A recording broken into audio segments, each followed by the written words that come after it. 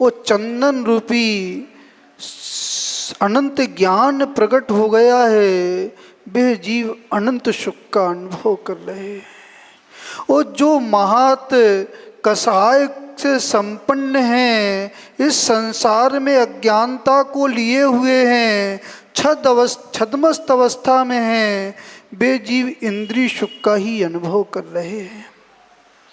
पर जो जीव आकशाई हो गए हैं, छद्मस्त अवस्था को समाप्त कर लिया है, जिनकी आत्मा में अनंत शीतलता प्रकट हो गई है, चंदन की महक उत्पन्न हो गई है, वे जीव अनंत सुख का अनुभव कर रहे हैं। आज कौन सा दिन है?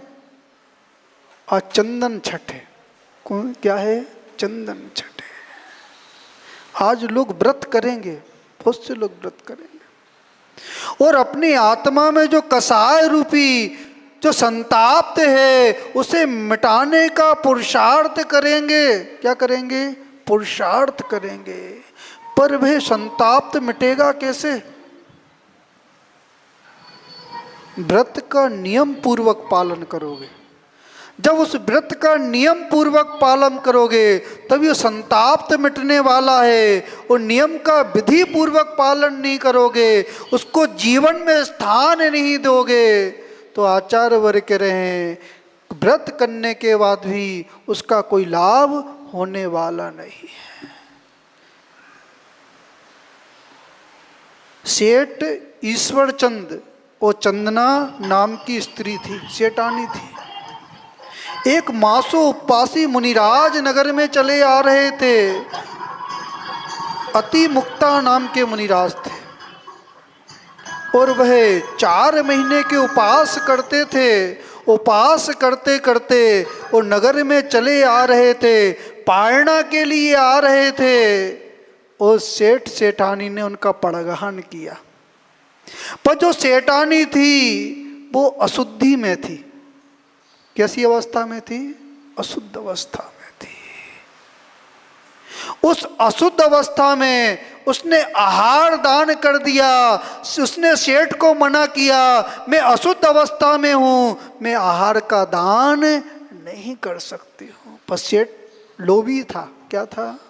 उसने कहा मासो उपासी मुनिराज हैं, इनका पड़गहन करेंगे, इनको दान देंगे तो विशेष पुण्य का बंद होगा, विशेष पुण्य का बंद होगा, विशेष कीर्ति बढ़ेगी, विशेष ख्याति बढ़ेगी। भैया आप लोग भी दान करते हो, किस लिए दान कर रहे हो?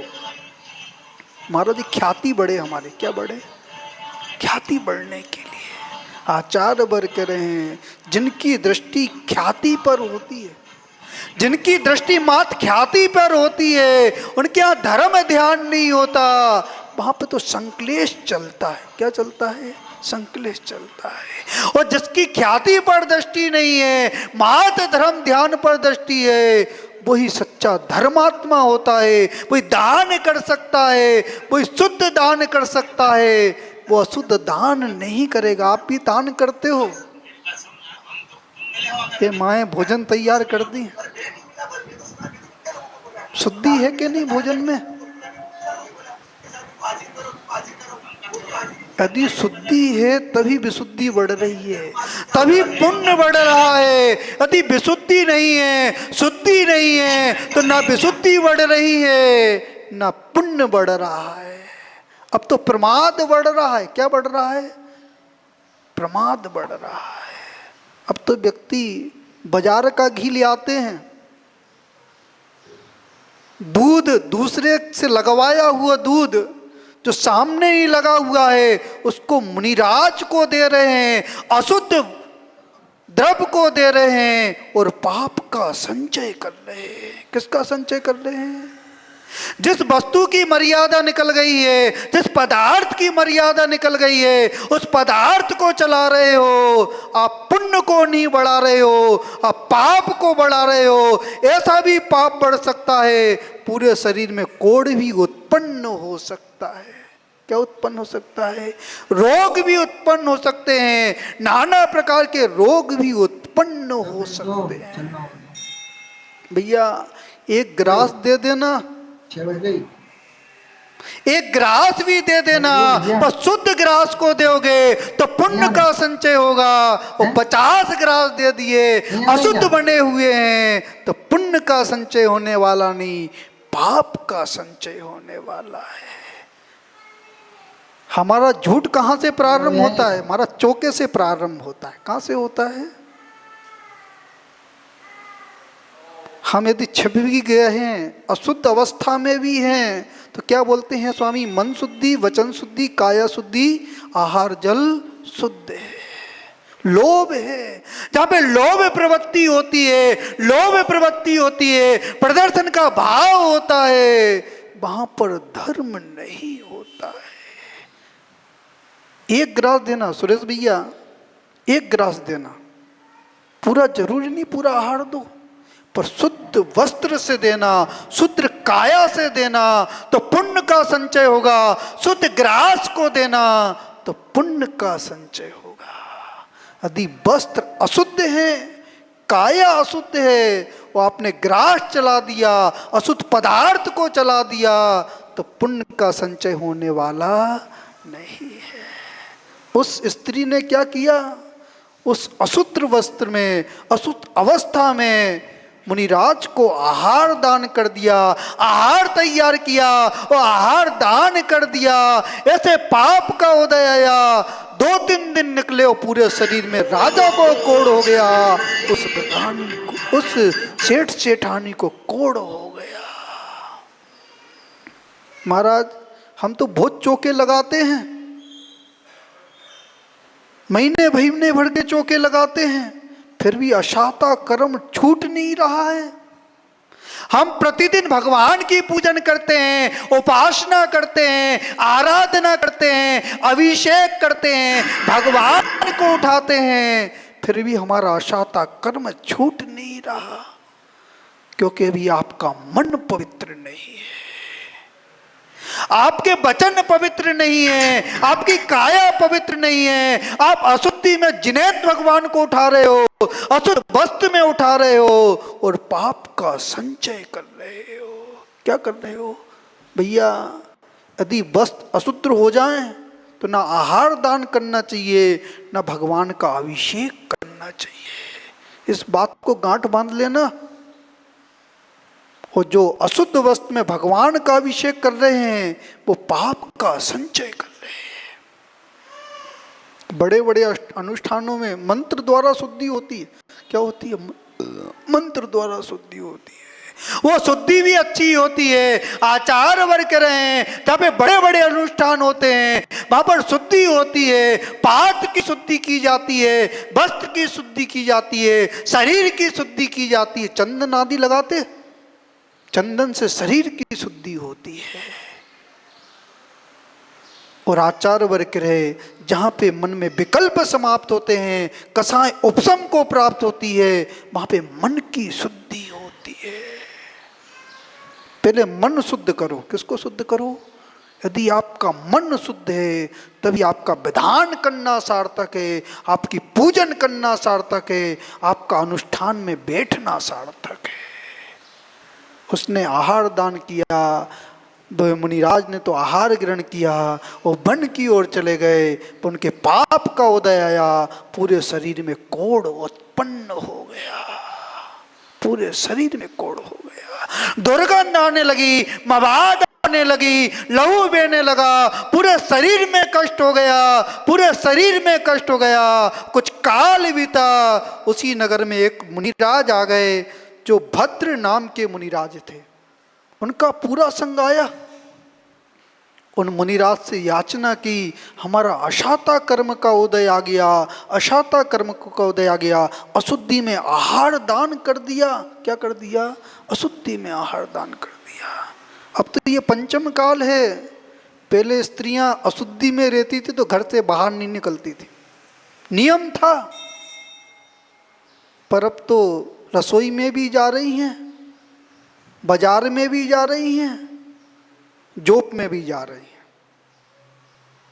आचार्य वर्ग कह रहे हैं, निरंतर पाप बढ़ रहा है। वहाँ पे चारित्र की सुरक्षा होना चाहिए, चारित्र की सुरक्षा होना चाहिए, वहाँ पे चारित्र की सुरक्षा नहीं हो रही है। आचार्यों ने कहा जो स्त्री रजासुला होती है वो चांडालनी के समान होती है। किसके समान होती है? चांडालनी के समान होती है। और जो चांडाल के हाथ का भोजन ग्रहण करता है वो भी चांडाल बन जाता है। कौन बन जाता है? चांडाल बन जाता है। उसके भी परिणाम बदल जाते हैं, परिणाम बदल जाते हैं। उसकी छाया पड़ती है, उसकी छाया पड़ती है। यदि पदार्थ पर छाया पड़ती है उस पदार्थ का वर्ण बदल जाता है। उसका प्रभाव है। किसका प्रभाव है? अशुद्धि का प्रभाव है। पापड़ पे यदि परछाई पड़ जाए तो पापड़ लाल हो जाता है। विदेशों में भी जो स्त्रियां शराब के कारोबार में उस जहाँ पे शराब तैयार होती है वहाँ पे काम करती हैं, और शुद्धि का अशुद्धि का दिन आता है, उस दिन को मना कर दिया जाता है। शराब खराब हो जाती है, उसका स्वाद बदल जाता है, स्वाद बदल जाता है। इसलिए आपको विवेक रखना चाहिए। जो स्त्रियां अशुद्धि में हो रही हैं उन्हें विवेक रखना चाहिए। ना भोजन तैयार करना चाहिए, ना घर के वस्त्रों का स्पर्श करना चाहिए। स्पर्श मौन ले लेना चाहिए और मोबाइल का त्याग कर देना चाहिए। किसका त्याग कर देना चाहिए? मोबाइल का। यदि आप अशुद्धि में मोबाइल को छी रहे हो जिसमें सब शुद्ध भरा हुआ है, जिन आगम भरा हुआ है, आप अवहेलना कर रहे हो, जनवाणी की अवहेलना कर रहे हो, उस शुद्ध की अवहेलना कर रहे हो। जब पे पुण्य का संचय होना चाहिए वहां पे पाप का संचय कर रहे हो। संसार घट नहीं रहा, संसार बढ़ रहा है। और त्याग कर दोगे तो आचार वर्ग के रहें, आपका संसार घटना प्रारंभ हो जाएगा। महाराज ये पंचम काल में तो सब छूट है। हम तो पंचम काल में जन्म लिया है तो सब छूट है। आचार वर्ग के रहें, जहाँ पे मर्यादा समाप्त होती है वहाँ पे निरंतर पाप का संचय होता है। और पाप बांध लिया, उनने पाप बांध लिया। मुनि ने उपाय बताया, चंदन छठ का व्रत करो। किसका व्रत करो? जो असिद्धि में तुमने धर्म के कार्य किए हैं उसकी निर्जरा करो, उसकी निर्जरा करो। उनने चंदन छठ का व्रत किया, चंदन छठ का व्रत किया, और जैसे ही विधि पूर्वक व्रत किया उनकी काया स्वर्ण की काया हो गई। यथार्थ जैसी काया थी वैसी काया हो गई। उस व्रत का प्रभाव था, उस धर्म ध्यान का प्रभाव था। आप भी नियम ले लेना। इतनी महिलाएं बैठी हैं, हम अशुद्धि में ना रसोई में प्रवेश करेंगे, ना अपने हाथ से बना हुआ भोजन किसी को करवाएंगे। जो अशुद्धि में स्त्रियां होती थी उनके बर्तन अलग होते थे, अब होते कि नहीं होते? अब तो महाराज बफर सिस्टम का जमाना है। किसका जमाना है? बफर सिस्टम का जमाना है। गिद्ध भोज का जमाना है। हम भी अशुद्ध हैं और दूसरे को भी अशुद्ध करने वाले हैं। जब सामूहिक भोजन चलता है, जब सामूहिक भोजन चलता है वहां पर जो अशुद्ध स्त्री होती है उसको प्रवेश नहीं करना चाहिए, उस स्थान पर प्रवेश नहीं करना चाहिए। ये उसका दायित्व है, उसका कर्तव्य है। तभी जैनत का पालन होगा, तभी स्त्रीत्व धर्म का पालन होगा। समझ में आ रहा कि नहीं आ रहा? तो वह उनने व्रत का पालन किया, वो काया स्वर्ण की काया हो गई, स्वर्ण की काया हो गई। और फिर उनने संयम धारण किया, संयम धारण किया, कर्मों का क्षय किया और आयु कर्म को बांधा। आयु अशुभ कर्म का क्षय किया, आयु कर्म को बांधा। उस स्वर्ग में देव देवी हुए। कौन हुए? स्वर्ग में देव देवी हुए। वहां से चल कर आए, राजा बन गए और रानी बन गए। फिर उन्होंने संयम धारण किया, संयम धारण किया। राजा ने समस्त कर्मों का क्षय किया। राजा ने समस्त सूरसेन नाम का राजा हुआ। कौन हुआ? सूरसेन नाम का राजा हुआ। उसने संयम धारण किया, कर्मों का क्षय किया, वो केवल ज्ञान को प्रकट कर लिया। और रानी ने भी आरिका के व्रत धारण किए और आरिका के व्रत धारण कर कर उसने सल्लेखना मरण किया। और सल्लेखना मरण कर कर वह देव स्त्री पर्याय का छेदन किया और जाकर स्वर्ग में देव हुई, वहां से चलकर आई, उसने चारित्र को धारण किया, कर्मों का क्षय किया, उसने भी निर्माण को प्राप्त कर लिया। ये चंदन छठ का प्रभाव है। किसका प्रभाव है? उस व्रत का प्रभाव है। आचार्य वर्ग कह रहे हैं जो जीव चंदन छठ का व्रत करते हैं, जो उनके दोष उत्पन्न अशुद्धि में जो पाप कर्म बंध हुआ है, वो क्षय को प्राप्त होता है। किनकी आराधना कर रहे हो? किनकी आराधना कर रहे हो? धर्मनाथ भगवान की आराधना कर रहे हो। सामान्य जीव की आराधना नहीं है। सामान्य जिनने धर्म चक्र का प्रवर्तन किया, ऐसे भगवान की आराधना कर रहे हो।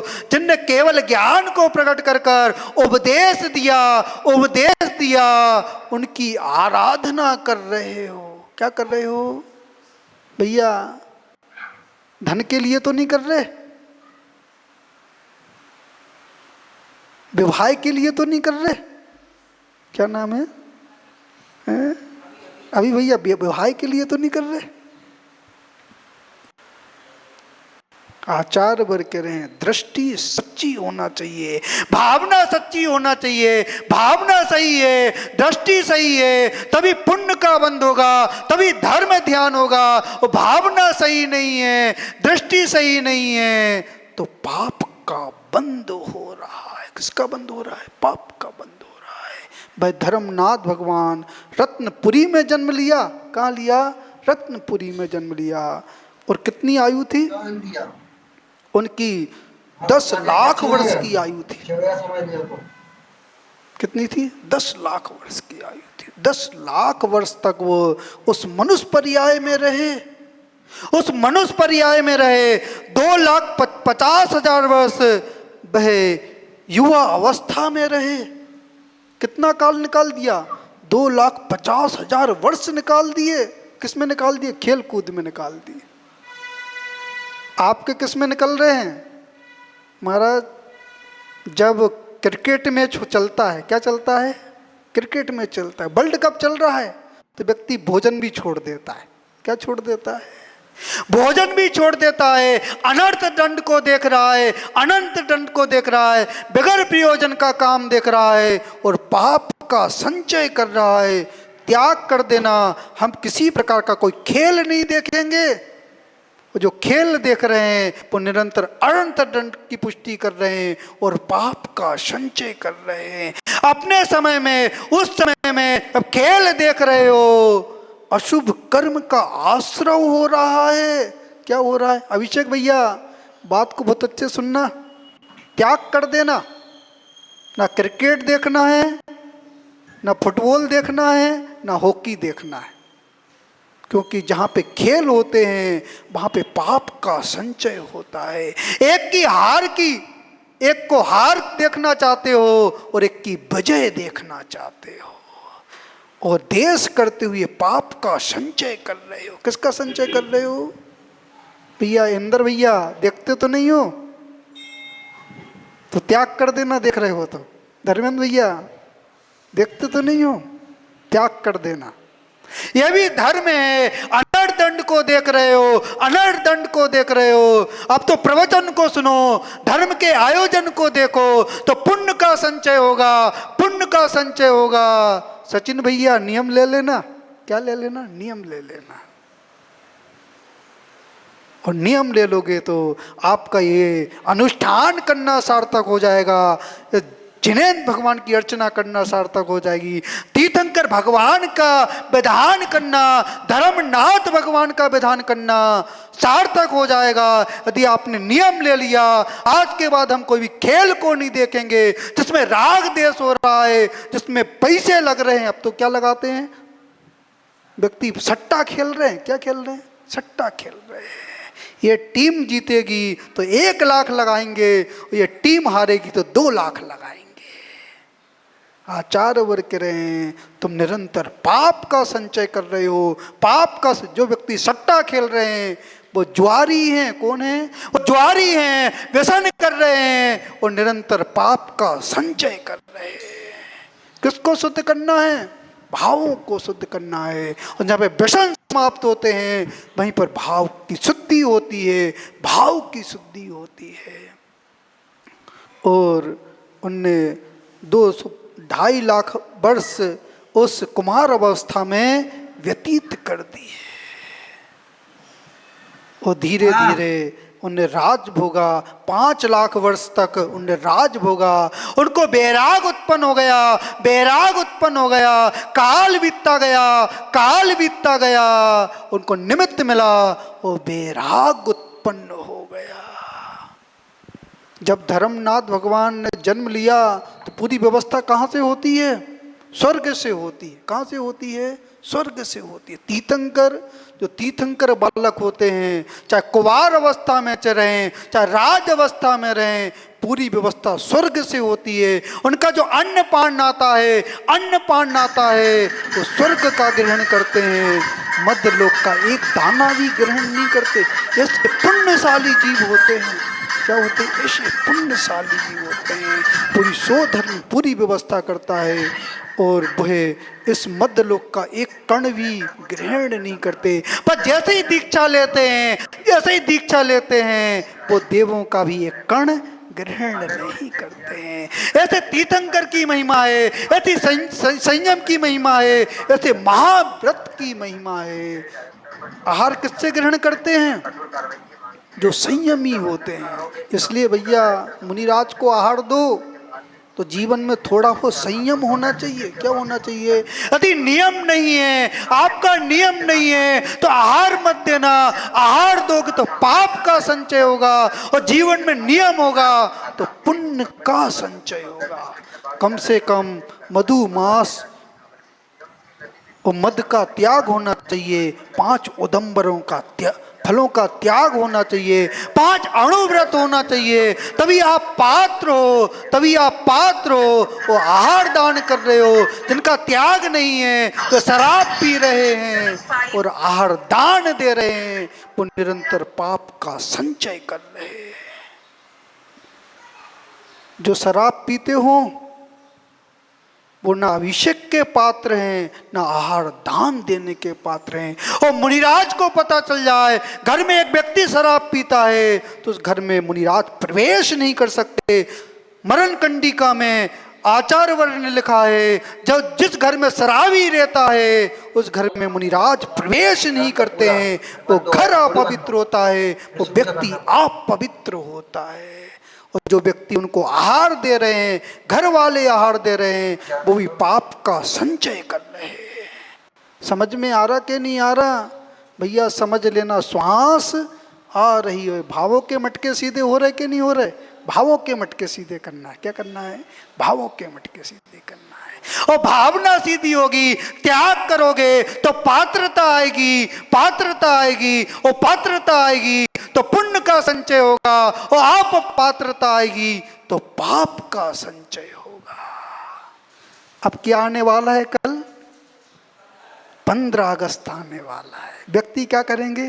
ध्वज फहराएंगे, राष्ट्र ध्वज फहराएंगे। समस्त नागरिकों को नियम लेना चाहिए। ध्वज फहराने से पहले नियम लेना चाहिए, उस संकेत को समझना चाहिए। जो ध्वज संकेत दे रहा है उसमें पहला जो वर्ण है वो केसरिया वर्ण है, और संकेत दे रहा है जीवन से भ्रष्टाचार को हटाओ, जीवन से भ्रष्टाचार को हटाओ। जो दूसरा वर्ण है वो संकेत दे रहा है जो धवल रूप में है, दया होना चाहिए, अहिंसा होना चाहिए, क्षमा होना चाहिए। और तीसरा जो वर्ण है हरा वर्ण है, वो शिक्षा दे रहा है जीवन में मैत्री भाव होना चाहिए, वात्सल्य भाव होना चाहिए। जो बीच में चक्र है वो निरंतर संकेत दे रहा है अपने 24 घंटे इन कर्तव्यों का पालन करना चाहिए, इन कर्तव्यों का पालन करना चाहिए। तभी आपका ये तिरंगा फैलाना सार्थक है, तिरंगा फैलाना सार्थक है। आपने तिरंगा भी फैला दिया और भ्रष्टाचार खत्म नहीं हुआ, दया का भाव नहीं आया, अहिंसा का भाव नहीं आया, मैत्री का भाव नहीं आया, वात्सल्य का भाव नहीं आया, तो आपको ये ध्वजा फहराना निरर्थक है। नियम ले लेना। क्या ले लेना? नियम ले लेना। हम ध्वजा फहराएंगे, ये ध्वजा का सम्मान रखेंगे, तभी ये सम्मान होगा, ध्वजा का सम्मान होगा। समझ में आ रहा कि नहीं आ रहा? समझ लेना, श्वास आ रही हो जा रही। महाराज स्वतंत्र तो हो गए पर स्वच्छंद हो गए। क्या हो गए हैं? स्वच्छंद हो गए। उन प्रभु को समझ में आ गया, प्रभु को समझ में आ गया, स्वतंत्रता में ही सुख है, स्वच्छता में सुख नहीं है। उनको बैराग उत्पन्न हो गया, बैराग उत्पन्न हो गया। वो संवेद शिखर पर गए, संवेद शिखर पर गए, केवली बनकर संवेद शिखर पर गए। और जिस संवेद शिखर पर गए, कौन सी कूट से मुक्त गए? सुदत्त नाम की कूट से मोक्ष गए। और वहाँ जाकर उनने समस्त कर्मों का क्षय किया, समस्त कर्मों का क्षय किया। और जैसी समस्त कर्मों का क्षय हुआ तो वह उनके आत्मा में अनंत चंदन की खुशबू आने लगी। किसकी खुशबू आने लगी? चंदन की खुशबू आने लगी। कौन से चंदन की? पुद्गल के चंदन की नहीं आने लगी, आत्म गुणों के चंदन की खुशबू आने लगी। जो आत्मा के गुण हैं, जो आत्मा के गुण हैं, वो महकने लगे, महकने लगे। जब केवली भगवान विहार करते हैं, केवली भगवान विहार करते हैं तो उनके पदम पैर के नीचे कमलों की रचना होती है, स्वर्ण कमलों की। कितने कमल? 225 कमल की रचना होती है। और आगे सुदर्शन धर्म चक्र चलता है। क्या चलता है? धर्म चक्र चलता है। वो चक्र बता रहा है ये धर्म के प्रवर्तक हैं, धर्म के प्रवर्तक हैं। जो धर्म के प्रवर्तक होते हैं उनका ही जीवन सच्चा जीवन होता है। जो धर्म के प्रवर्तक नहीं है उनका जीवन सच्चा नहीं होता है। समझ में आ रहा कि नहीं आ रहा? क्या करना है? पहले परंपरा थी, पहले परंपरा थी, लोग वचन का करते थे। अब क्या करते हैं? भैया सुरेश भैया क्या करते हो? यदि समय है तो वचन का होना चाहिए। क्या होना चाहिए? जो 55 वर्ष के हैं वो बाल भी आ सकते, युवा भी आ सकते हैं। यहाँ पे वचन का होना चाहिए। और वचन का करोगे तो धर्म का प्रभाव होगा। जो धर्मनाथ भगवान ने उपदेश दिया था उसका वाचन होगा, पुण्य का संचय होगा, पुण्य का संचय होगा। समाज में मैत्रीता आएगी, समाज में मैत्री का भाव आएगा। वो धर्म का प्रभावना होगी, धर्म की प्रभावना होगी। जीवों के अंदर धर्म को धारण करने का भाव होगा। कोई वृत्ति बनेगा, कोई महावृत्ति बनेगा, कोई अणुवृत्ति बनेगा। उस वचन का प्रभाव है। बर्नी जी ने, जैन नहीं थे बर्नी जी, कौन थे? असाटी थे। और उनके घर के सामने वचन का होती थी, स्वाध्याय होता था, वचन का होती थी। उन्हें रामचरित को सुना, रामचरित को सुना, पद्म पुराण को सुना, परिवर्तन आ गया, उनके जीवन में परिवर्तन आ गया। उन्होंने जैनत को ग्रहण किया, जैनत को ग्रहण किया और जैन धर्म की प्रभावना की, जैन धर्म की प्रभावना की। अंत में भावना भाते हैं धर्मनाथ भगवान को समझ में आ गया, धर्मनाथ भगवान को समझ में आ गया। उनने अपने समस्त कर्मों का क्षय किया, समस्त कर्मों का क्षय किया और संवेद शिखर से मोक्ष चले गए, संवेद शिखर से मोक्ष चले गए। अंत में भावना भाते हैं आप भी धर्म के प्रभाव को समझें, वस्तु के स्वभाव को समझें। और जो वस्तु के स्वभाव को समझता है उसी का आत्म कल्याण होता है। ओम नमः सिद्धेभ्यः।